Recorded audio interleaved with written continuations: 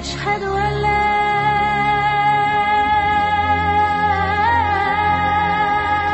إله إلا الله. دکھانا تھا بشر ایسے بھی ہوتے ہیں کہ سیدنا صدیق اکرم کی زندگی مبارک ایسی تھی کہ اللہ نے فرشتوں کو دکھانا تھا کہ میرے فرشتوں دیکھو بشر ایسے بھی ہوتے ہیں.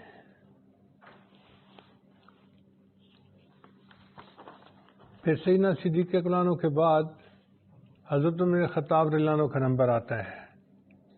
اللہ نے ان کو بہت مضبوط شخصیت عطا کی تھی. کانا رأیہ موافقا للوحی والکتاب، ان کی سوچ ایسی تھی، ان کا ویژن ایسا تھا کہ کتنے مقامات پر انہوں نے وہی بات کی جو بعد میں قرآن مجید کے اندر اتری. یعنی ان کی سوچ قرآن مجید کی وحی کے بالکل مطابق ہوتی تھی. انجم نیازی ان کے بارے میں فرماتے ہیں، زمین مانگتے تھے نہ زر مانگتے تھے، پیغمبر خدا سے عمر مانگتے تھے.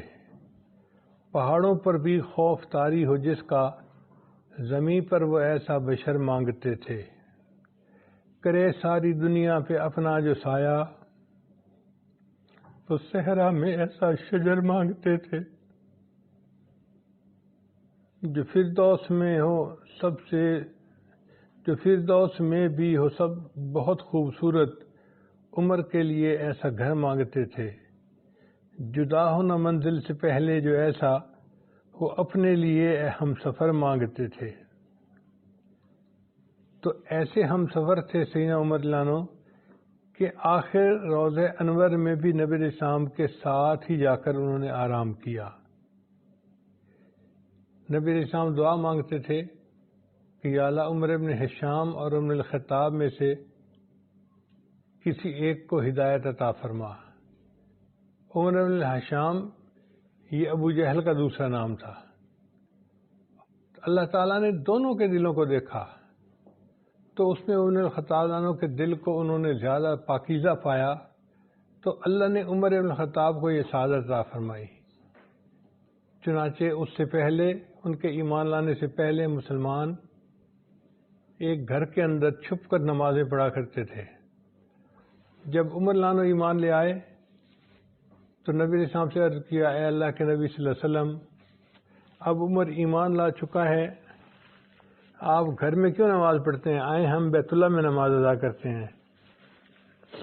چنانچہ عمر لانو نے اپنی تلوار سنبھالی اور نبی علیہ السلام کے ساتھ چلتے ہوئے حرم پہنچے، اور انہوں نے حرم میں جا کے اعلان کیا کہ جو شخص چاہے کہ اپنی بیوی کو بیوہ کروائے اور اپنے بچوں کو یتیم کروائے تو اس کو چاہیے کہ وہ عمر کے مقابلے میں آ جائے. ان کا دبدبہ ایسا تھا، ان کی ہیبت ایسی تھی کہ قریش مکہ میں سے کسی کی جرأت نہ ہوئی ان کے سامنے آنے کی. چنانچہ انہوں نے نماز ادا کی نبی علیہ السلام کے ساتھ علل اعلان. یہ عمر لانو کی جرأت تھی، بے باکی تھی، اور ان کی سعادت تھی کہ وہ اسلام کے اس طرح مضبوط ہونے کا باعث بنے. اسی کو انجم نیازی کہتے ہیں، مرد جلال مرد ہنر بھیجنا پڑا، اونچے بدن پہ اونچا ہی سر بھیجنا پڑا. آئی سزائے کفر کسی سمت سے اگر، اس شخص کو اکیلا وہیں بھیجنا پڑا. پڑھنے لگا جو زور جہالت کی فوج کا، بڑھنے لگا جو زور جہالت کی فوج کا، روئے زمیں پہ رب کو عمر بھیجنا پڑا. سب سے بڑی نبی کی حفاظت کے واسطے، فولاد سے بھی سخت بشر بھیجنا پڑا. ایسی فولادی شخصیت تھی کہ انہوں نے اسلام کو دنیا کے مختلف حصوں تک پہنچا دیا، اور ایسا نظام تھا ان کا، ایسا دور حکومت تھا ان کا کہ جس کی مثالیں آج بھی دنیا دیتی ہے اور ان کے عدل و انصاف کی باتوں کو یاد کرتی ہے. سیدنا عمر رضی اللہ عنہ کا تقوی ایسا تھا کہ ایک مرتبہ بیت المال میں کچھ عطر کی شیشیاں آئیں اور یہ عطر لوگوں میں تقسیم کرنا تھا. تو عمر لانو کی بیوی نے کہا کہ میں عورتوں میں یہ عطر تقسیم کر دیتی ہوں۔ عمر لانو کہا نہیں۔ بیوی نے کہا کیوں، آپ کو مجھ پر اعتماد نہیں کہ میں صحیح صحیح اس کو تقسیم کروں گی؟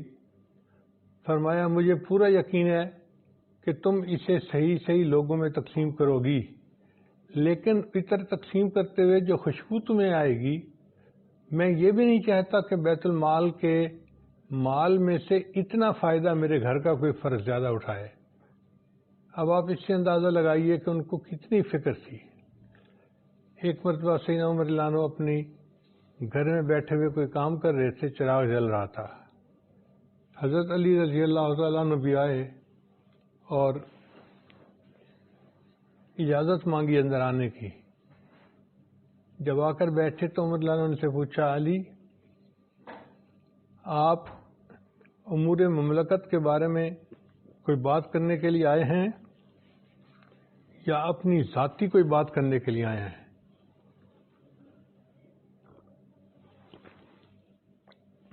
حضرت علی عنہ نے فرمایا کہ بھائی عمر، میں اس وقت اپنی ایک ذاتی بات کرنے کے لیے آیا ہوں۔ عمر عنہ نے پھونک مار کے چراغ کو بجھا دیا، اندھیرا ہو گیا۔ حضرت علی عنہ حیران، عمر مہمان کے آنے پہ چراغ جلایا کرتے ہیں، بجھایا نہیں کرتے۔ تو حضرت عمر عنہ نے جواب دیا، بھائی علی آپ ٹھیک کہتے ہیں، مگر بات یہ ہے کہ مجھے اور آپ کو یہ زیب نہیں دیتا کہ ہم ذاتی گفتگو کرتے رہیں اور بیت المال کے پیسے کا تیل جلتا رہے۔ جن کی امانت دیانت کا یہ حال تھا وہ نبی علیہ السلام کے دوسرے خلیفہ تھے اس دنیا میں۔ پھر ان کے بعد سیدنا عثمان غنی رضی اللہ تعالیٰ عنہ، وہ تیسرے نمبر پہ خلیفہ بنے۔ اللہ نے ان کو بہت صفات عطا فرمائی تھیں۔ ایک صفت تو یہ کہ وہ ذی النورین تھے۔ نبی علیہ السلام کی دو بیٹیوں کے ساتھ یکے بعد دیگرے ان کا نکاح ہوا۔ پوری دنیا کی تاریخ میں کوئی بندہ ایسا نہیں کہ جس کو کسی نبی کی دو بیٹیوں سے شادی کرنے کا، نکاح کرنے کا موقع میسر ہوا ہو۔ ایسا تو ہوا کہ ایک نبی کی بیٹی سے شادی ہوئی، جیسے حضرت موسیٰ علیہ السلام نے شعیب علیہ السلام کی بیٹی سے شادی کی، نکاح ہوا، مگر دو بیٹیوں کے ساتھ نکاح اس کی مثال نہیں ملتی۔ یہ سعادت عثمان غنی لانو کے ہاتھ میں آئی کہ پہلے ایک بیٹی کا نکاح ہوا، پھر ان کی وفات کے بعد نبی علیہ السلام نے دوسری بیٹی سے ان کا نکاح کر دیا، اس لیے ان کو ذی النورین کہتے ہیں۔ اللہ نے ان کو اتنا حیا عطا فرمایا تھا کہ ایک مرتبہ نبی علیہ السلام تشریف فرما تھے اور آپ کی جو چادر تھی تہبند، وہ پنڈلی سے تھوڑی سی اتری ہوئی تھی۔ ابو بکر صدیق لانو آئے، نبی علیہ السلام بیٹھے رہے۔ عمر لانو آئے، نبی علیہ السلام بیٹھے رہے۔ جب عثمان غنی آئے تو نبی علیہ السلام نے اپنے کپڑوں کو سمیٹ لیا، ٹھیک کر لیا۔ تو پوچھنے والوں نے پوچھا کہ پہلے دو کے آنے پر تو آپ نے ایسا نہ کیا، عثمان کے آنے پہ ایسا کیوں کیا؟ نبی السلام نے فرمایا کہ جس شخص سے اللہ کے فرشتے بھی حیا کرتے ہوں، میں اس سے حیا کیوں نہ کروں؟ سبحان اللہ، کیا ان کی پاکیزہ زندگی تھی اور کیا ان کے اندر شرم و حیا تھا کہ اللہ کے فرشتے بھی ان سے حیا کرتے تھے۔ ان کو اللہ نے بہت سعادتیں عطا فرمائیں۔ ایک سعادت یہ بھی ہے کہ بیت رضوان میں جو لوگ شامل تھے ان میں سیدنا عثمان غنی عنہ بھی شامل تھے، حالانکہ وہ مکہ مکرمہ تھے نبی علیہ السلام کے سفیر بن کر، لیکن جب نبی علیہ السلام نے بیعت لی تو بیعت کے آخر پہ نبی علیہ السلام نے اپنے بائیں ہاتھ کو کہا کہ یہ عثمان کا ہاتھ ہے، اور دایاں ہاتھ اس کے اوپر رکھ کر فرمایا یہ میرا ہاتھ ہے اور میں عثمان سے بیعت لے رہا ہوں۔ اس طرح نبی علیہ السلام نے ان کو بیعت میں شامل فرمایا۔ یہ سعادت کسی دوسرے صحابی کو حاصل نہیں ہوئی۔ چنانچہ انہوں نے قرآن مجید کی کئی جلدیں لکھوائیں اور اس کو مختلف صوبوں کے اندر پہنچایا، اس لیے وہ ناشر القرآن بن گئے۔ اللہ تعالیٰ نے ان کو بہت مال و دولت عطا کی تھی، مگر انہوں نے اپنے مال و دولت کو دین کے لیے استعمال کیا۔ چنانچہ جہاد کے موقع پہ ضرورت تھی، مدد کی تو عثمان غنی عنہ نے کئی 100 اونٹوں کا لدا ہوا قافلہ بھیجا مجاہدین کے سامان کے لیے۔ تو نبی علیہ السلام بہت خوش ہوئے۔ مسلمانوں کو تنگی ہوتی تھی پانی کے معاملے میں، ایک ہی کنواں تھا اور وہ بھی یہودی کا تھا اور وہ بہت مہنگا پانی بیچتا تھا۔ عثمان غنی عنہ بزنس مین تھے، اس یہودی کے پاس گئے اور اس کو کہا کہ میں آپ کا کنواں خریدنا چاہتا ہوں۔ اس نے کہا میں تو نہیں بیچتا، مجھے تو اچھی بھلی انکم ہوتی ہے۔ تو عثمان غنی عنہ بھی جانتے تھے کہ اس یہودی کو ڈیل کیسے کرنا ہے۔ انہوں نے فرمایا دیکھ، قیمت مجھ سے پوری لے لے اور آدھا حق مجھے دے دے، آدھا اپنے پاس رکھ لے۔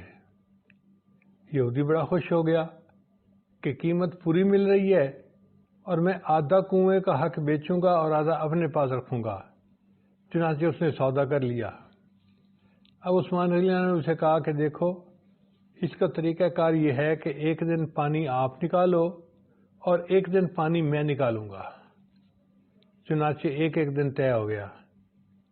اب یہودی تو پانی بیچتا تھا، عثمان غنی عنہ نے مسلمانوں میں اعلان کروا دیا کہ جو میری باری کا دن ہے، مسلمان جا کر بغیر کسی پیسے کے اس کنویں کا پانی لے سکتے ہیں۔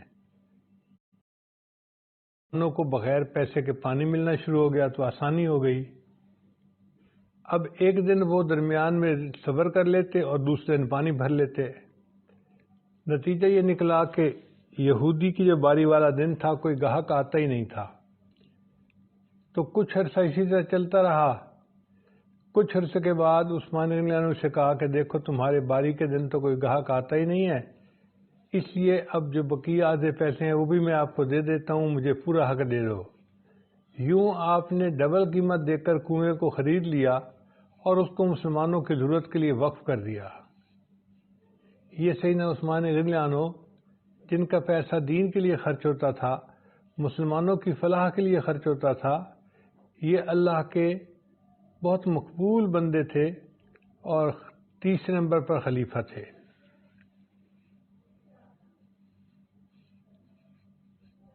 پھر چوتھے خلیفہ حضرت علی رضی اللہ تعالیٰ عنہ ہیں۔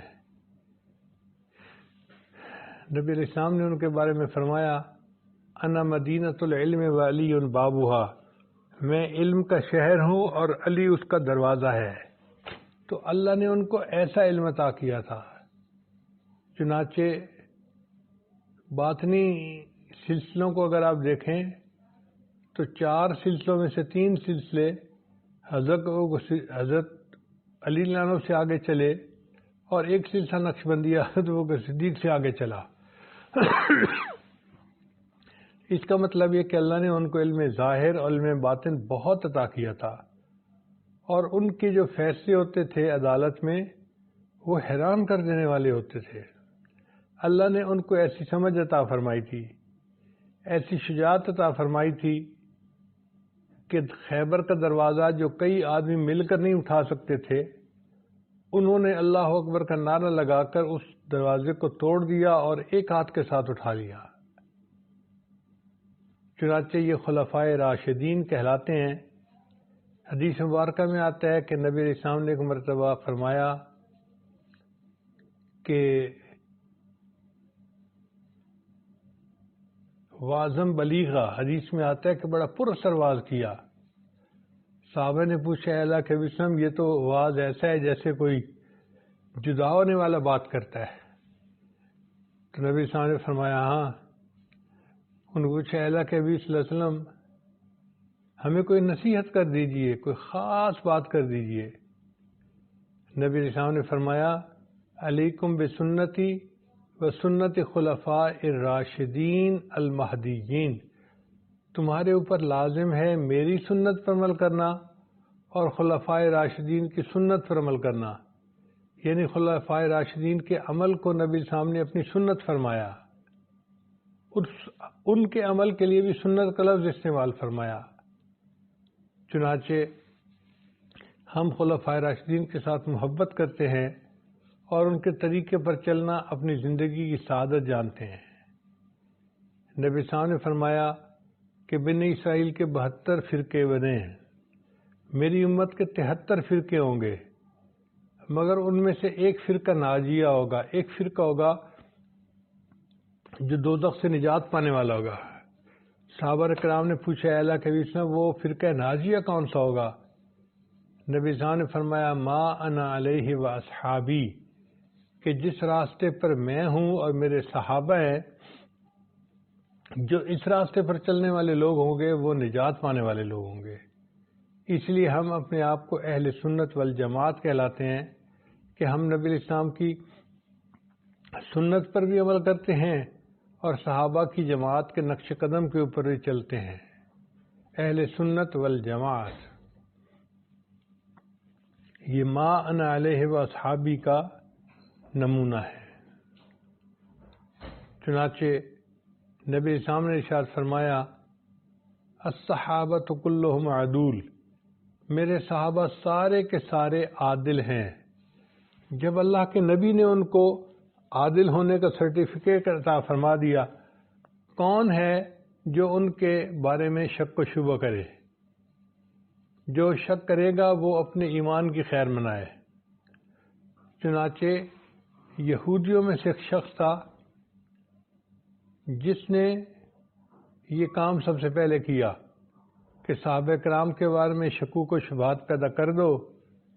قرآن کے راوی بھی یہی ہیں، نبی اسلام کے حدیث پاک کے راوی بھی یہی ہیں۔ جب ان کے بارے میں شبہ پیدا ہو گیا تو پورا دین ہی مشکوک ہو جائے گا۔ تو صحابہ کرام کے بارے میں جو بندہ دل میں کھوٹ رکھتا ہے اس کے تو دین کی بنیادیں ہی ہل جاتی ہیں۔ اس لیے نبی صلی اللہ علیہ وسلم نے فرمایا اللہ اللہ فی اصحابی، کہ میرے صحابہ کے معاملے میں اللہ سے ڈرتے رہنا۔ لا تتخذوهم من بعد غرضا فمن احبهم فبحبی احبهم، جو ان سے محبت کرے گا وہ میری محبت کی وجہ سے ان سے محبت کرے گا۔ ومن ابغضهم فببغضی ابغضهم، اور جو ان سے بغض رکھے گا وہ میرے بغض کی وجہ سے ان سے بغض رکھے گا۔ چنانچہ صحابہ کرام سے بغض رکھنا گویا نبی علیہ السلام سے بغض رکھنا ہے، اور صحابہ کرام سے محبت رکھنا نبی علیہ السلام سے محبت رکھنا ہے۔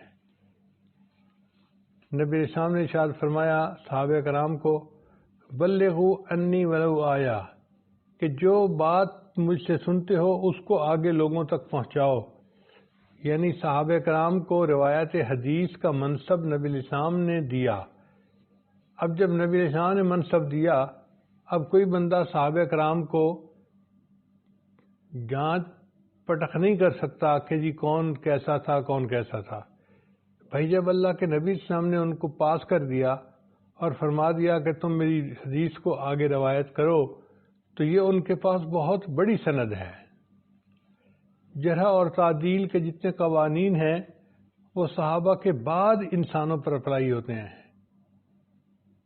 نبی صلی اللہ علیہ وسلم نے فرمایا خیر امتی قرنی، کہ میری امت میں سب سے بہترین میرا زمانہ ہے، ثم الذین یلونہم ثم الذین یلونہم۔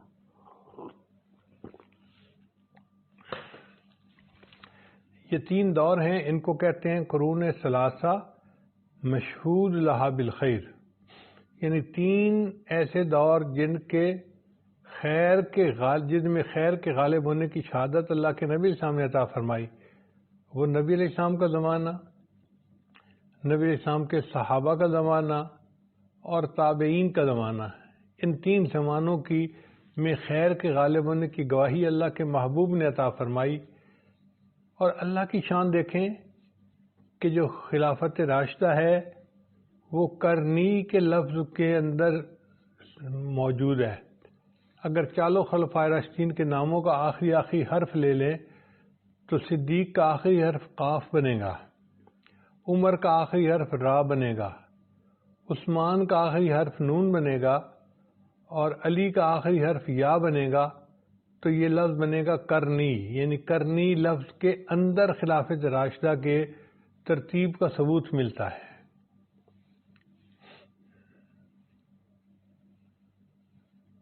ویسے بھی اگر آپ غور کریں تو رشتہ داری میں داماد کا بھی ایک رشتہ ہوتا ہے، مگر سسر کا رشتہ اس سے بڑا ہوتا ہے۔ سسر کا رشتہ باپ کی مانند ہوتا ہے، داماد کا رشتہ بیٹے کی مانند ہوتا ہے۔ تو حضرت عمر لانو اور حضرت ابو بکر صدیق لانو یہ نبی علیہ السلام کے سسر بھی تھے، چونکہ ابو بکر صدیق کی بیٹی سیدہ عائشہ نبی علیہ السلام کی بیوی تھیں، اور عمر لانو کی بیٹی سیدہ حفصہ بھی امہات المومنین میں سے تھیں۔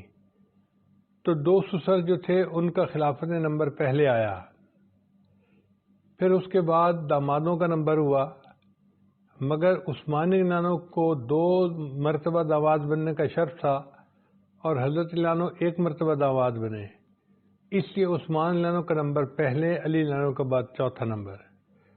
تو خلفائے راشدین کی جو ترتیب ہے یہ بھی عجیب حکمت پر مبنی ہے۔ نبی اسلام نے ارشاد فرمایا اصحابی کالنجوم بأیہم اقتدیتم اہتدیتم، میرے صحابہ ستاروں کی مانند ہے، تم اس میں سے جن کی اقتداء کرو گے ہدایت پا جاؤ گے۔ چنانچہ صحابہ کرام کی زندگیوں میں ہر طرح کی مثالیں ملتی ہیں۔ اب جو بندہ جس حال میں بھی ہو وہ صحابہ کرام کی اقتداء کر لے، وہ ہدایت پا جائے گا۔ اس کو میں 2 مثالوں سے سمجھاتا ہوں۔ پہلی مثال کہ اگر ایک آدمی ہے جس کے پاس مال ہے مگر اللہ کے راستے میں خرچ کرنے کا جذبہ بھی بہت ہے، وہ پورا مال اللہ کے راستے میں خرچ کرنا چاہتا ہے، تو وہ سیدنا صدیق لانو کی پیروی کرے۔ پورا مال نبی علیہ السلام کے قدموں میں لا کے ابو بکر صدیق نے ڈال دیا تھا۔ بلبل کے لیے پروانے کے لیے چراغ تو بلبل کو پھول بس، صدیق کے لیے ہے خدا کا رسول بس۔ تو انہوں نے اپنا سب کچھ نبی علیہ السلام کے قدموں میں لا کے ڈال دیا، تو یہ مثال موجود ہے۔ کئی مرتبہ آدمی کی شخصیت ایسی ہوتی ہے کہ وہ اپنے اکنامک معاملات میں توازن برقرار رکھتا ہے۔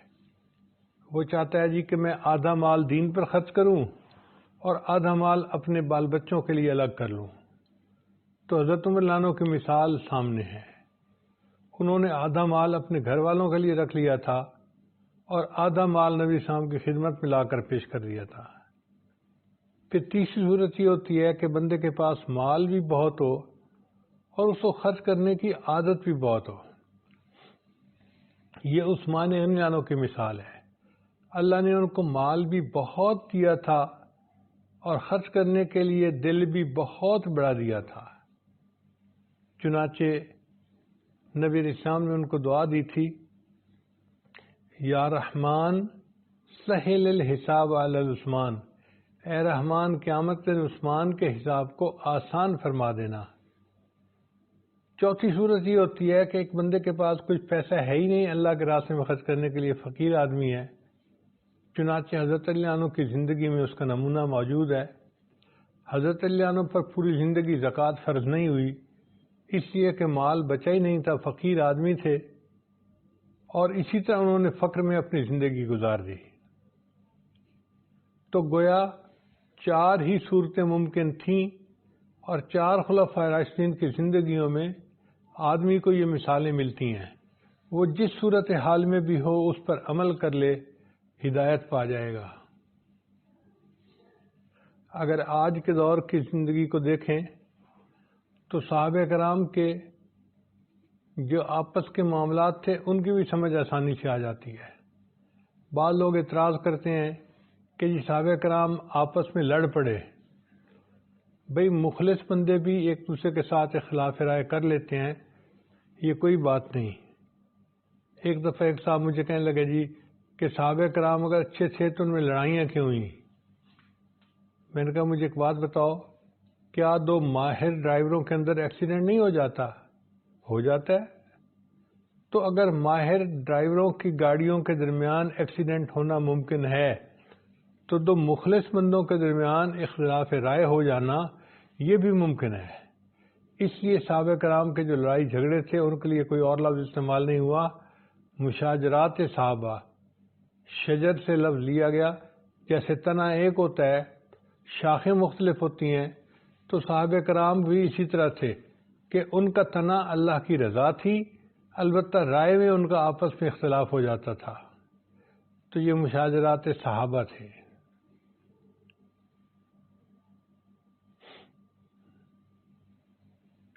ہمارا یہ عقیدہ ہے کہ صحابہ باہم جنگ بھی کریں تو وہ سعید ہیں. وہ اتنے مخلص اللہ کے بندے تھے، اتنے کامل ایمان والے لوگ تھے کہ صحابہ باہم جنگ بھی کریں تو وہ سعید ہیں، ادھر کے بھی شہید ہیں ادھر کے بھی شہید ہیں. یہ ایسے کامل ایمان والے لوگ تھے کہ اگر وہ آپس میں لڑ بھی پڑے تو ادھر والے بھی شہید ہوں گے ادھر والے بھی شہید ہوں گے، اپنی خلوص نیت کی وجہ سے، اپنے کامل ایمان کی وجہ سے.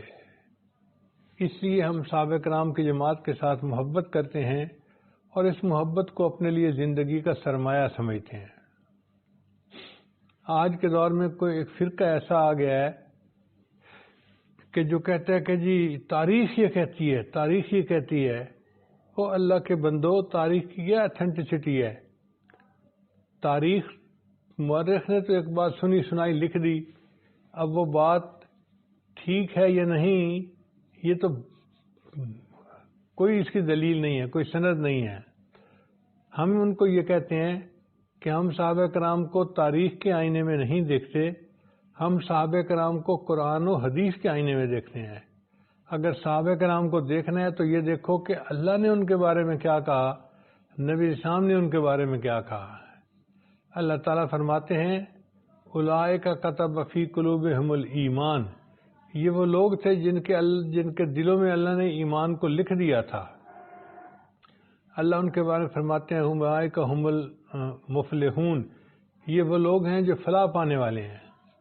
ایک جگہ اللہ نے ان کو تمغہ دیا اور فرمایا اولئک ھم المؤمنون حقا، یہ پکے سچے مومن ہیں. سبحان اللہ، ایسے پیارے الفاظ ہیں کہ اگر ہمیں کوئی کہہ دے کہ تو پکا مومن ہے تو میں اسی لمحے مرنے کے لیے تیار ہوں. اللہ نے قرآن مجید میں ان صحابہ کے بارے میں فرما دیا اولئک ھم المؤمنون حقا. اب اس سے بڑا تمغہ ان کو کیا چاہیے؟ پھر 10 حضرات ایسے تھے کہ جن کے بارے میں نبی صاحب نے نام لے کر فرمایا ابو بکر فی الجنہ، عمر فی الجنہ، عثمان فی الجنہ، علی فی الجنہ. تو یہ 10 صحابہ تھے جن کو عشرہ مبشرہ کہا جاتا ہے. اور باقی صحابہ کے بارے میں اللہ فرماتے ہیں رضی اللہ عنہم ورضوا عنہ، وہ اللہ سے راضی ہو گئے، اللہ ان سے راضی ہو گئے. اب جن کے ساتھ راضی ہونے کی بشارتیں قرآن دے رہا ہے وہ کیسے خوش نصیب حضرات ہیں. رہ گئی بات تاریخ کی، تو تاریخ کی حقیقت بھی سن لیجئے کہ کربلا کے اندر جو واقعات پیش آئے ان کی روایت کرنے والا کوئی مومن نہیں تھا. مومن سے مراد سیدنا حسین رضی اللہ عنہ کے قافلے کا بندہ کوئی نہیں تھا. جتنے مرد تھے وہ سارے کے سارے شہید ہو گئے اور پیچھے مستورات بچیں جو خیمے میں تھیں، اور ایک زین العابدین رحمۃ اللہ علیہ جو اس وقت بیمار تھے وہ خیمے کے اندر تھے، وہ لڑکے تھے. اب آپ بتائیے کہ جو خیمے کے اندر عورتیں ہیں ان کو کیا پتا کہ باہر کیا ہو رہا ہے. ہزاروں کے مجمع کے اندر اگر 2 بندے لڑ بھی رہے ہوں تو دور بیٹھی عورت کو کیا پتا چلے کہ کیا ہو رہا ہے. اور زین العابدین تو بیمار تھے تو وہ بھی روایت نہیں کر سکتے. اس کا مطلب یہ کہ سیدنا حسین رضی اللہ عنہ کے قافلے کے جو لوگ تھے ان میں اس کی کربلا کی کیفیات کو بتانے والا کوئی بھی نہیں تھا. اب یہ جو اتنی تفصیلات تاریخ کے اندر لکھی ہوئی ہیں کہ یہ ہوا یہ ہوا یہ ہوا، اس کا مطلب وہ سارے کے سارے راوی یزید کے فوجی تھے جنہوں نے روایات کی. تو اگر تاریخ ایسی باتوں پر مبنی ہے تو ہم اس کو اٹھا کر ردی کے ٹوکرے میں کیوں نہ پھینک دیں؟ ہم اس کو کوئی حیثیت نہیں دیتے. ہم قرآن و حدیث کے آئینے میں صحابہ کو دیکھتے ہیں اور ان کے ساتھ محبت کرتے ہیں. تاریخ کی ایک اور بات بھی سن لیجئے. سیدنا عثمان رضی اللہ عنہ کے زمانے میں صحابہ کرام کے لشکر افریقہ کے اندر سے ہوتا ہوا آگے گیا. افریقہ میں ایک قوم تھی، اس کا نام تھا بربر. وہ بڑی جنگجو قوم تھی، چنانچہ وہ ہتھیار ڈالتے. جب مسلمان وہاں سے آگے اگلے منزل کے لیے نکلتے تو یہ پیچھے سے پھر نافرمانی کرتے اور مسلمانوں سے لڑائی شروع کر دیتے، 1 دفعہ 2 دفعہ 3 دفعہ۔ جب بار بار ایسا ہوا تو عثمان رضی اللہ عنہ بڑے پریشان ہوئے کہ اس کا کوئی مستقل سد باب کرنا چاہیے۔ چنانچہ انہوں نے ایک صحابی کو بھیجا کہ آپ جائیں اور اس کا جو اصل سورس آف نویسنس ہے نا اس کو ختم کریں۔ چنانچہ وہ صحابی آئے تو انہوں نے محسوس کیا کہ قبیلے کے باقی لوگ تو ٹھیک ہیں، ایک شخص جو سردار تھا نا وہ بڑا ہی شرارتی بندہ تھا، وہ لوگوں کو اکساتا تھا اور دوبارہ ان سے نافرمانی کروا دیتا تھا۔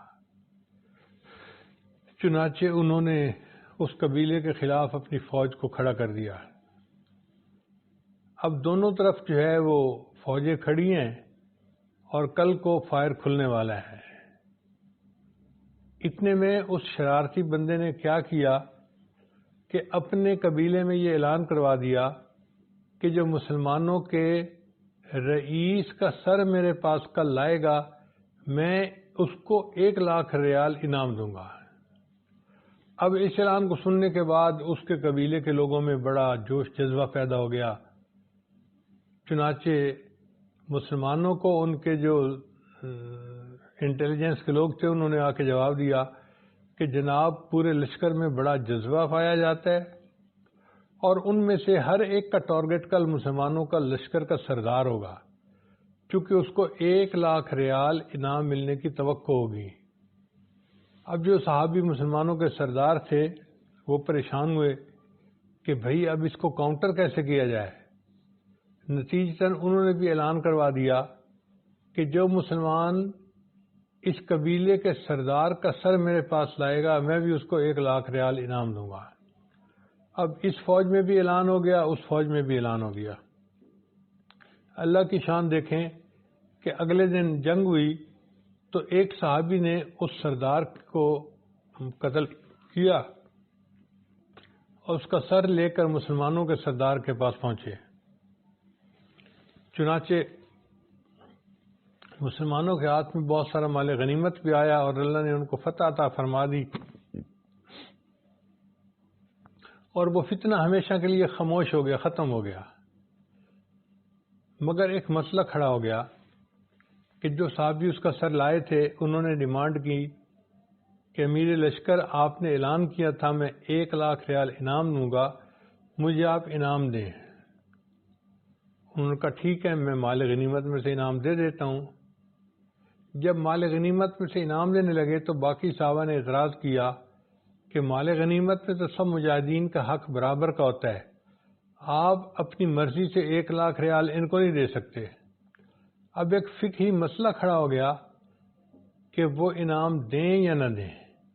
انعام دینا بھی ضروری تھا چونکہ کال دیا ہوا تھا، اور نہیں دے سکتے تھے مال غنیمت سے چونکہ سب کا حق برابر کا تھا، سب راضی نہیں تھے۔ اب ایک مسئلہ کھڑا ہو گیا اور بالآخر یہ مسئلہ امیر المومنین سیدنا عثمان غنی اللہ عنہ کے سامنے آیا۔ عثمان غنی اللہ عنہ کی فراست دیکھیے کہ انہوں نے اس مسئلے کو کتنے اچھی طریقے سے حل کیا۔ انہوں نے امیر لشکر کو کہا کہ بھئی آپ نے جو کہ کال دیا تھا کہ 1 لاکھ ریال انعام دوں گا تو تمہیں 1 لاکھ دینا پڑے گا۔ ان کا امیر المومنین میں تو غریب آدمی ہوں، میں تو نہیں دے سکتا، میں کیا کروں؟ تو عثمان غنی اللہ عنہ نے فرمایا بہت اچھا۔ انہوں نے اپنے پاس سے 1 لاکھ ریال اس امیر لشکر کو ہدیہ کر دیا اور کہا کہ جو حق مانگنے والا ہے اس کو یہ حق ادا کر دو اور باقی مال غنیمت کو مجاہدین میں برابر تقسیم کر دو۔ اتنا بہترین حل انہوں نے کر لیا جس سے کہ مسئلہ بھی ٹل گیا اور معاملہ۔ اب اس پر عثمان غنی اللہ عنہ کو داد دینی چاہیے، ان کی تعریف کرنی چاہیے کہ انہوں نے کس طرح اپنے ذاتی مال کو اللہ کے دین کے لیے خرچ کیا اور ایک مسئلے کو حل کر دیا۔ مگر مورخین جو ہیں وہ تو چھوٹی چھوٹی باتیں لکھ دیتے ہیں۔ انہوں نے اپنی تاریخ میں یہ لکھا کہ عثمان غنی اللہ عنہ تو اپنے رشتہ داروں کو بڑی بڑی رقمیں تحفے ہدیہ دیا کرتے تھے۔ اب کوئی سننے والا کہے کہ بھئی تم مامے لگتے ہو، ان کا مال تھا وہ چاہے جس کو چاہیں دیں، اگر انہوں نے دے دیا تو تم اعتراض کیوں کرتے ہو؟ مگر اعتراض کا پہلو نکل آیا اس میں سے کہ جی اتنی بڑی بڑی رقمیں خرچ کیوں کر دیتے تھے۔ اب انہوں نے اس کی بیک گراؤنڈ نہیں بتایا کہ رقم خرچ کرنے کا موقع آیا کیسے. اگر پورا واقعہ بیان کر دیا جاتا تو کوئی اعتراض پیچھے نہ رہتا. چونکہ ایک فقرہ لکھا گیا تو اعتراض باقی رہ گیا، حتیٰ کہ مولانا مودودی صاحب جیسا علم دوست بندہ بھی چکر کھا گیا، اور اس نے بھی اپنی کتاب خلافت و ملوکیت میں اعتراض کر دیا کہ عثمان غنی لانو اپنے رشتہ داروں کو بڑی رقمیں ہدیہ دے دیا کرتے تھے. اب یہ کوئی اعتراض تو ہے ہی نہیں، مگر تاریخ نے اس کو اعتراض بنا دیا، اس لیے ہم تاریخ کے اوپر کوئی اعتماد نہیں کرتے. ہم صحابہ کرام کو قرآن و حدیث کے آئینے میں دیکھتے ہیں، اس لیے ہم صحابہ کرام کے ساتھ محبت کرتے ہیں اور ان کو اپنے لیے روشنی کا مینار سمجھتے ہیں. اللہ تعالیٰ قرآن مجید میں فرماتے ہیں فَإِنْ آمَنُوا بِمِثْلِ مَا آمَنْتُمْ بِهِ فَقَدِ اهْتَدَوْا. اگر یہ لوگ ایمان اس طرح لائے جس طرح اے میرے محبوب کے صحابہ تم ایمان لائے ہو، پھر یہ ہدایت پائیں گے. تو گویا صحابہ کرام کے ایمان کو اللہ نے دوسروں کے لیے ایمان کا معیار بنا دیا کہ تمہارا ایمان ایسا ہونا چاہیے. اللہ تعالیٰ نے صحابہ کرام کے دلوں کا جائزہ لیا. اللہ اکبر کبیرہ. وہ اللہ تعالیٰ جو علیم بذات الصدور ہیں، وہ اللہ تعالیٰ جو دلوں کے بھید جاننے والے ہیں، وہ فرماتے ہیں کہ میں نے اپنے محبوب کے صحابہ کے دلوں کا اطمینان لیا. وَأَلْزَمَهُمْ كَلِمَةَ التَّقْوَىٰ وَكَانُوا أَحَقَّ بِهَا وَأَهْلَهَا. اور ان کو میں نے تقوی کے اوپر جمے ہوئے دیکھا اور یہی بات ان کو سجتی تھی اور یہی بات ان کے اہل تھی. تو اللہ تعالیٰ جو دلوں کا بھید جاننے والا ہے، وہ جب گواہی دے رہا ہے کہ ان کے دل تقوی سے بھرے ہوئے تھے، تو آج کون ہے جو صحابہ کرام پہ انگلی اٹھا سکے یا کوئی بات کر سکے؟ اللہ تعالیٰ ہمیں صحابہ کرام کے ساتھ سچی محبت عطا فرمائے. ہم وکیل صحابہ بننے کو اپنی سعادت سمجھتے ہیں اور ان کی ایک ایک بات کو سمجھانے کے لیے تیار ہیں. کوئی اعتراض ان پر اگر کرے گا تو ہم اس کا جواب دینے کے لیے تیار ہیں. چنانچہ آج کے زمانے میں ملک کا نظام ایک طریقے پر چلایا جاتا ہے جس میں ایک پارٹی صاحب حکومت ہوتی ہے، ان کو صاحب اقتدار کہا جاتا ہے، حزب اقتدار، اور ایک ان کے مخالف گروپ ہوتا ہے جس کو حزب اختلاف کہا جاتا ہے. اگر اس کی مثالیں دیکھنی ہے تو حضرت علی عنہ کی مثال دیکھیے کہ وہ حزب اقتدار تھے، وہ خلیفہ راشد تھے، چوتھے نمبر پر خلیفہ تھے، اور ان کی مخالفت میں سیدنا امیر معاویہ رضی اللہ عنہ کھڑے تھے حزب اختلاف بن کر. چنانچہ حزب اختلاف کے بندے اگر روشنی لینا چاہیں تو حضرت امیر معاویہ رضی اللہ عنہ کی زندگی سے روشنی لے سکتے ہیں، مگر حزب اختلاف کو چاہیے کہ وہ اپنی جائز باتوں کے اوپر اختلاف تو کریں اور حکومت کو سیدھا چلنے پہ مجبور کریں. لیکن اگر بیرون ملک سے کوئی ملک کے اوپر حملہ کرے تو اس وقت حزب اختلاف کو چاہیے کہ حزب اقتدار کے ساتھ مل کر اس دشمن کا مقابلہ کریں. اور یہی مثال سیدنا امیر معاویہ عنہ کی زندگی میں آتی ہے. جب ان کی حضرت علی عنہ کے ساتھ اختلاف چل رہا تھا، ایک عیسائی بادشاہ نے ان کو خط لکھا کہ میں نے سنا ہے کہ وقت کا خلیفہ آپ کا مخالف ہے، آپ ہمارے پاس آ جائیں، ہم آپ کو یہاں پر بہت عزت دولت. تو سیدنا امیر معاویہ رضی اللہ عنہ نے اس کے خط کو پڑھ کر اس کی پشت پر جواب دیا، او رومی کتے، کیا تو یہ سمجھتا ہے کہ حضرت علی عنہ کے مقابلے میں تو مجھے اپنے ساتھ ملا لے گا؟ ہرگز نہیں. اگر تو اسلامی سرحدوں کے اوپر حملہ کرے گا تو امیر معاویہ علی عنہ کی فوج کا سپاہی بن کر سب سے پہلے لڑے گا. رہتی دنیا میں ایک مثال قائم کر دی کہ کس طرح حزب اختلاف والے ایسی آفتیں پڑھنے کے اوپر حزب اقتدار کے ساتھ مل کر مقابلہ کرتے ہیں اور بنیان مرصوص بن جاتے ہیں. پھر دیکھیے کہ ہر ملک کے اندر وزیر داخلہ ہوتا ہے جو امن و امان کا خیال رکھتا ہے. وہ پولیس کے محکمے کو نگرانی کرتا ہے، لوگوں کو انصاف مہیا کرتا ہے۔ سیدنا عمر رضی اللہ عنہ کی مثال دیکھ لیجئے کہ آپ کی مثال ایسی تھی، آپ نے امت کی فلاح کا ایک نظام قائم کیا، حتیٰ کہ جو بچہ پیدا ہوتا تھا اس کا بیت المال سے وظیفہ جاری ہو جاتا تھا۔ بیت المال کا نظام انہوں نے قائم کیا، پولیس کا نظام انہوں نے قائم کیا، اور انہوں نے لوگوں کو عدل و انصاف پہنچایا۔ اتنا سستا انصاف تھا کہ عمر رضی اللہ عنہ کے دور میں ہر بندہ انصاف یعنی پاتا تھا اور انصاف ہوتا نظر بھی آتا تھا۔ پھر ایک ہوتا ہے وزیر خارجہ۔ وزیر خارجہ کا کام ہوتا ہے کہ وہ اپنے ملک کے آئین کو سامنے رکھتے ہوئے دوسرے ملکوں تک اپنی فکر کو پہنچائے اور ان تک اپنا مطمع نظر پیش کرے۔ سیدنا عثمان غنی رضی اللہ عنہ کی مثال ایسی ہے، انہوں نے قرآن مجید کی کئی جو ہے نا نسخے کروائے اور اس کو مختلف صوبوں کے اندر تقسیم کروایا، یعنی جو کام وزیر خارجہ کرتا ہے انہوں نے وہ ترجمانی حضرت عثمان غنی رضی اللہ عنہ نے کی اور دین کو آگے مختلف ملکوں تک پہنچایا، 44 لاکھ مربع میل تک اسلام کو پھیلا دیا۔ پھر ایسا بھی ہوتا ہے کہ جب حکومت چل رہی ہوتی ہے تو کبھی کبھی اقتدار اور اختلاف کے اندر ڈفرینس آف اوپینین ہو جاتا ہے، تو آدھے لوگ ادھر ہو جاتے ہیں، آدھے لوگ ادھر ہو جاتے ہیں۔ حریرہ رضی اللہ عنہ عالم تھے، صحابی تھے، سب سے زیادہ حدیث کی روایات انہوں نے کی۔ ان کا طرز عمل دیکھیے کہ وہ حضرت علی عنہ کے ساتھ بھی محبت کرتے تھے اور سیدنا امیر معاویہ عنہ کے ساتھ بھی محبت کرتے تھے۔ کتابوں میں لکھا ہے کہ وہ کھانا امیر معاویہ عنہ کے دسترخوان پہ کھایا کرتے تھے اور نمازیں حضرت علی عنہ کے پیچھے پڑھا کرتے تھے۔ اس کا مطلب یہ کہ علماء کی جماعت کو اختلاف اور اقتدار سے بالا تر ہو کر دونوں کے ساتھ اپنا رابطہ رکھنا چاہیے تاکہ وہ ان کو دین کی طرف متوجہ کر سکیں۔ پھر کچھ لوگ ایسے ہوتے ہیں کہ جو سائنسدان ہوتے ہیں اور ریسرچ کے کام میں لگے ہوئے ہوتے ہیں، ان کو چاہیے کہ وہ ایسی کھپ میں نہ پڑیں اور ہر طرف سے الگ تھلگ ہو کر اپنے ریسرچ کے کام کو جاری رکھیں۔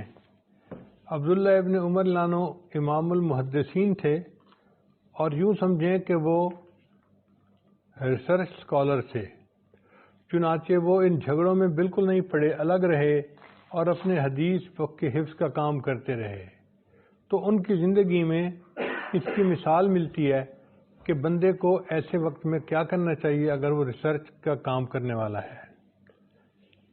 پھر کچھ اکابرین قوم ہوتے ہیں، جب اختلاف اور اقتدار کا معاملہ طول پکڑ جائے تو ان اکابرین کو چاہیے کہ وہ ان دونوں کے ساتھ بات چیت کر کے ان کو ایک نقطہ نظر پر لانے کی کوشش کریں اور ان کے درمیان صلح کروائیں۔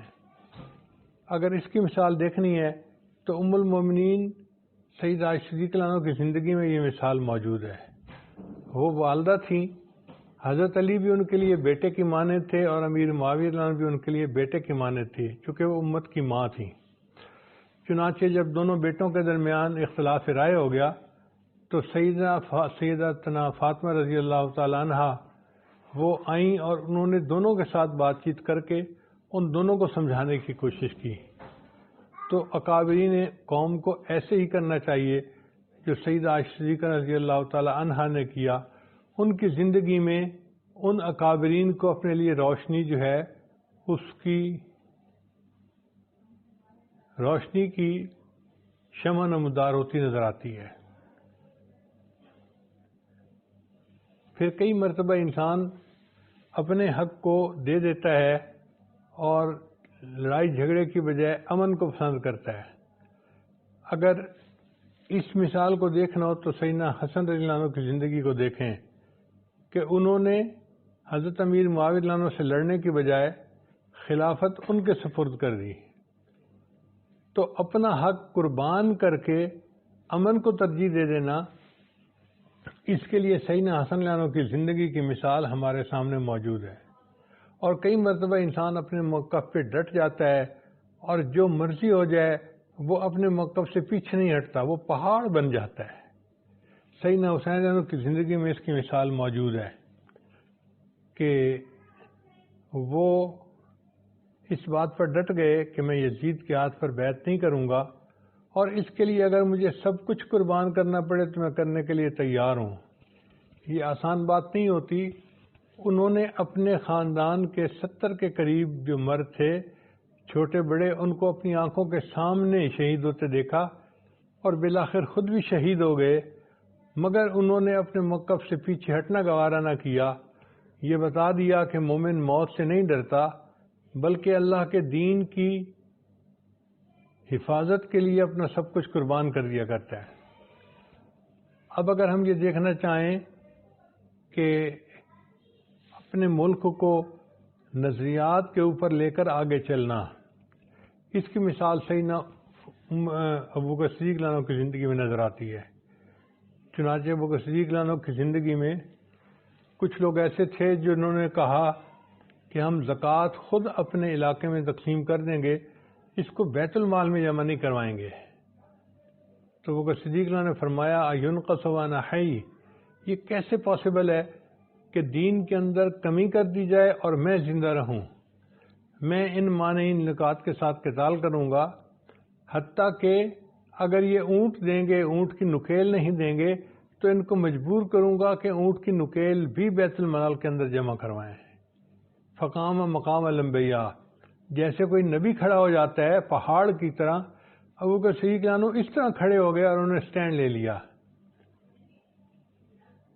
نبی علیہ السلام نے اپنے زندگی مبارک کے آخری دنوں میں اسامہ رضی اللہ عنہ کو ایک لشکر دے کر بھیجا تھا۔ ابھی وہ لشکر دور نہیں گیا تھا، قریب ہی تھا کہ نبی علیہ السلام کے پردہ فرمانے کی خبر آ گئی، تو اسامہ رضی اللہ عنہ لشکر کو لے کر واپس آ گئے نبی علیہ السلام کے گویا تجہیز و تکفین میں شامل ہونے کے لیے۔ اب اس لشکر کو دوبارہ بھیجنے کے اندر اختلاف پیدا ہو گیا۔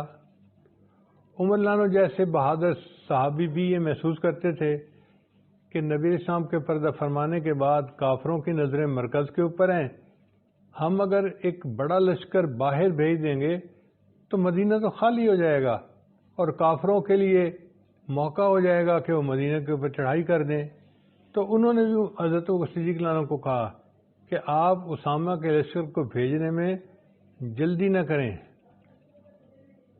مگر ابوبکر صدیق رضی اللہ عنہ نے ان کو دھکا دیا اور وہ پیچھے جا گرے اور فرمایا اجبار فی الجاہلیت اخوار فی الاسلام، کہ تو جاہلیت کے اندر تو اتنا طاقتور تھا، اسلام کے اندر آ کر تو اتنا کمزور ہو گیا کہ تو بھی مجھے مشورہ دے رہا ہے کہ میں اس لشکر کو نہ بھیجوں۔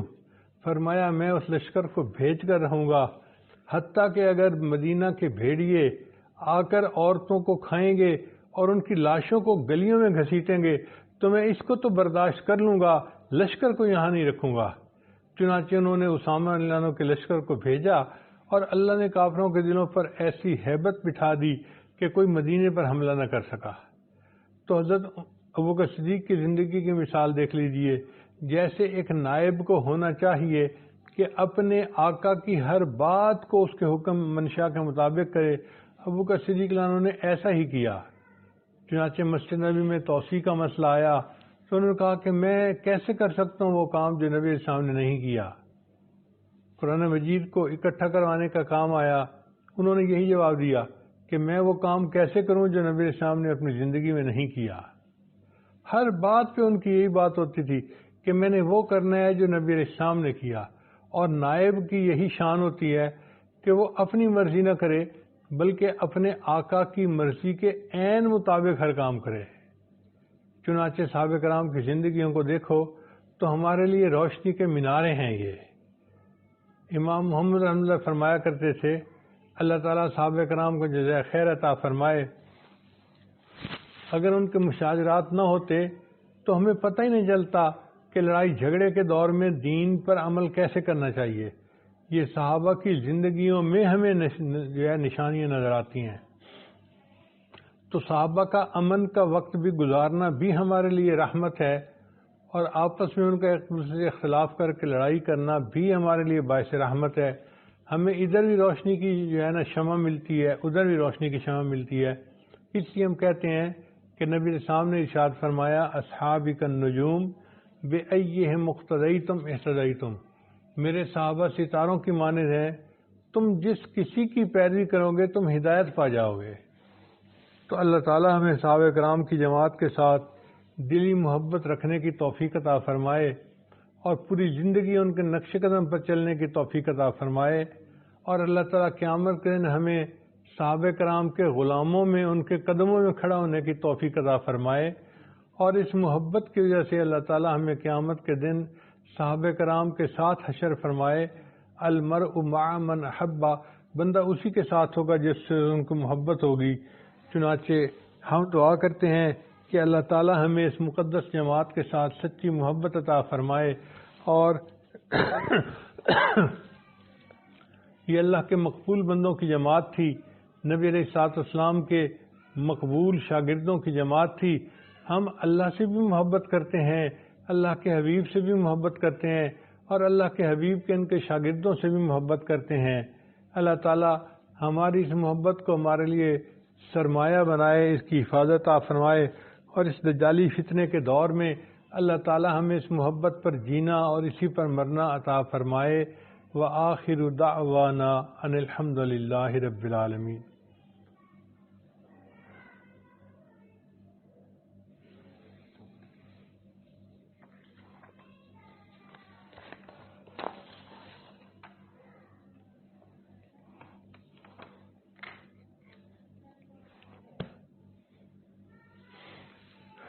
دعا سے پہلے توبہ کے کلمات پڑھ لیتے ہیں۔ یہ کلمات سچے دل کے ساتھ پیچھے پیچھے پڑھتے جائیے۔ پڑھیے بسم اللہ الرحمن الرحیم۔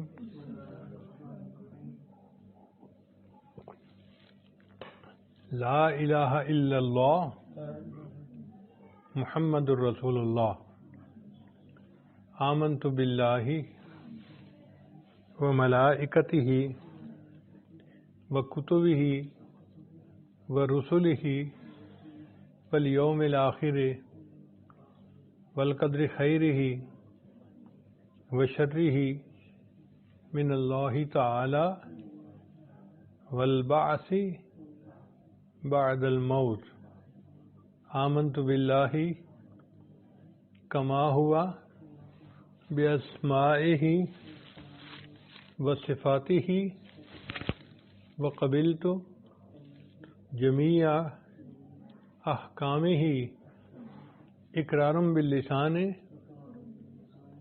وتصدیق بالقلب، اشہد ان لا الہ الا اللہ واشہد ان محمدً عبدہ ورسولہ، استغفر اللہ ربی من کل ذنب واتوب الیہ برحمتک یا ارحم الراحمین۔ ان کلمات کو پڑھنے سے ہم تو بتائے ہو چکے ہیں، چند معمولات ہیں جن کو باقاعدگی سے کریں گے تو اللہ تعالیٰ دل کو منور فرمائیں گے۔ پہلا عمل ہے 100 مرتبہ استغفار صبح و شام پڑھنا، دوسرا ہے 100 مرتبہ درود شریف صبح و شام پڑھنا، تیسرا ہے قرآن مجید کی تلاوت روزانہ کرنا، چوتھا ہے چلتے پھرتے ہر وقت دل میں اللہ کو یاد کرنا، دست بکار دل بیار، ہتھ کار وال دل یار وال کا مشتاق بن جانا، اور پانچویں چیز ہے مراقبہ کرنا، 15-20 منٹ صبح 15-20 منٹ شام۔ طریقہ یہ ہے کہ جب آپ نماز پڑھ کے فارغ ہوں تو تھوڑی دیر کے لیے آنکھوں کو بند کر کے اللہ سے لو لگا کے بیٹھ جائیں۔ اللہ کی رحمت آ رہی ہے، دل میں سما رہی ہے، دل کی ظلمت اور سیاہی دور ہو رہی ہے، اور میرا دل کہہ رہا ہے اللہ اللہ اللہ۔ انشاءاللہ جب باقاعدگی کے ساتھ مراقبہ کریں گے تو آپ کے دل میں اللہ کی محبت بڑھے گی، اور آپ کو خود اس میں اضافہ محسوس ہوگا۔ اللہ تعالیٰ کی محبت کی وارمنس آپ خود فیل کریں گے۔ دعا ہے اللہ سب کو اپنے مقبول بندوں میں شامل فرمائے۔ اب دعا سے پہلے تھوڑی دیر کے لیے مراقبہ کر لیجئے، آنکھوں کو بند کر لیجئے، سر کو جھکا لیجئے، دنیا اور جو کوئی دنیا میں ہے اس سے ہٹ کٹ کے اللہ کی یاد میں ڈوب جائیے۔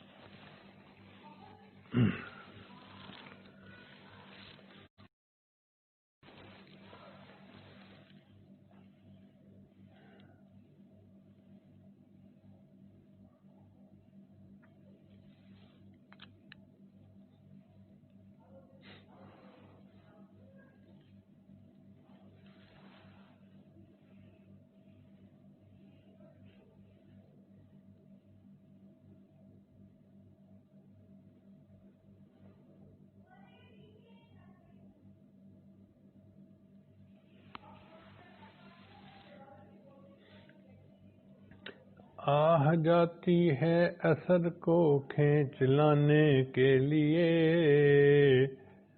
بادلو ہٹ جاؤ دے دو راہ جانے کے لیے، اے دعا فریاد کر عرش بری کو تھام کے، اے خدا رخ پھیر دے اب گردش ایام کے، خلق کے راندے ہوئے دنیا کے ٹھکرائے ہوئے، آئے ہیں اب تیرے در پر ہاتھ پھیلائے ہوئے، حق پرستوں کی اگر کی تو نے دل جوئی نہیں، تانا دیں گے بت کے مسلم کا خدا کوئی نہیں۔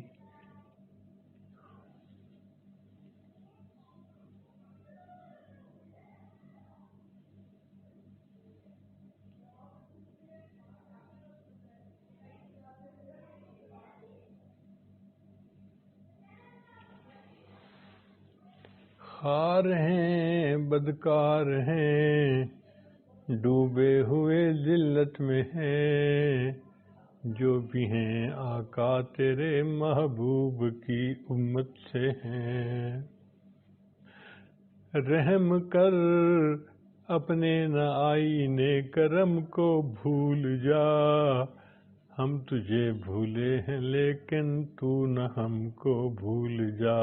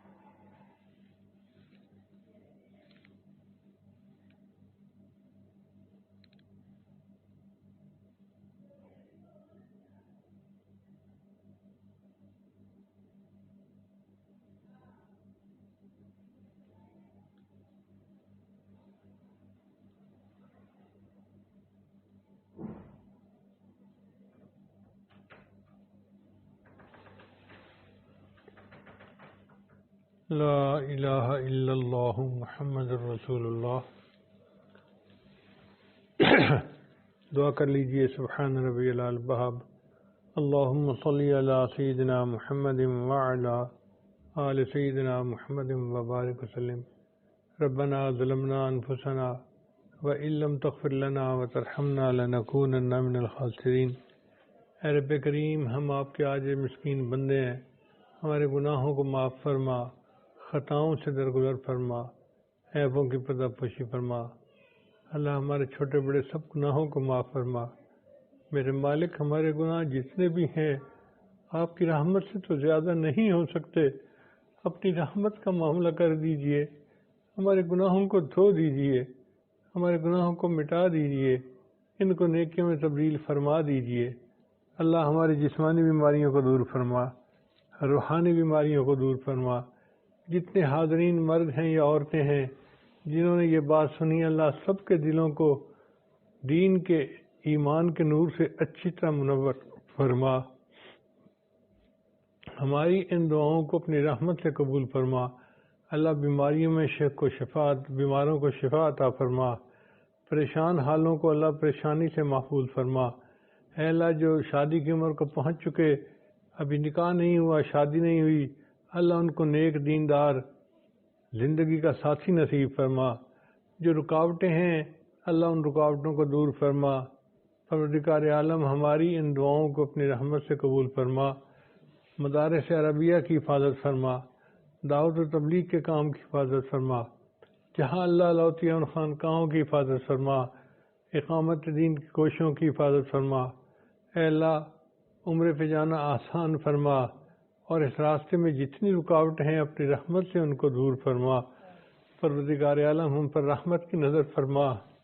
اے اللہ، اس مسکین کے پاس تو دینے کے لیے دعائیں ہیں، مگر آپ کے پاس تو دینے کے لیے خزانے موجود ہیں۔